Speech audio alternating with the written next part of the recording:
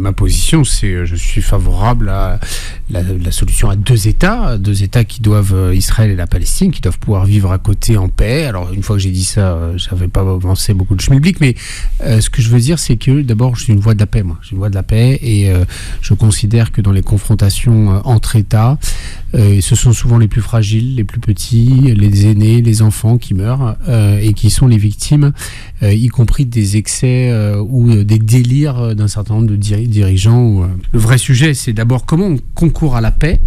Et le deuxième, et ça c'est honnêtement, on peut en parler là ce matin, mais enfin on n'est pas directement concerné sur la paix, ils vont pas trop nous écouter. En revanche, il y a un sujet sur lequel on peut tous agir, et moi et vous aussi d'une certaine manière, c'est qu'il n'y ait pas de victimes en France des conflits qui sont là-bas.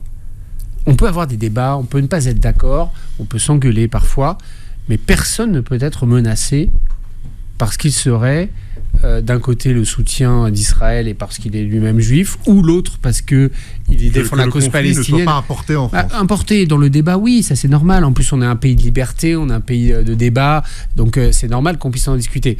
Mais ce qu'on a observé à travers la montée de l'antisémitisme, à travers les actes islamophobes, à travers notamment, j'ai été très soutenant et très présent aux côtés des mosquées devant lesquelles on avait déposé des têtes de cochon coupées. Mais enfin, à quel moment on laisse faire ça ?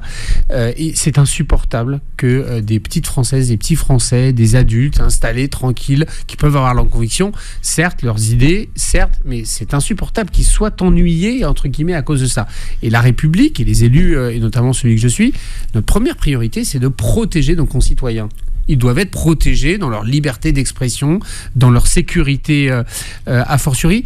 Et moi, j'essaie d'être une voix d'apaisement. C'est-à-dire, c'est pas refuser le débat, c'est même l'assumer. J'ai toujours défendu et le droit d'Israël à exister et le droit de la Palestine à exister en sécurité et pas dans les conditions qui se dessinent, qui sont quand même insupportables, et pour Gaza, mais aussi, je pense, à la Cisjordanie.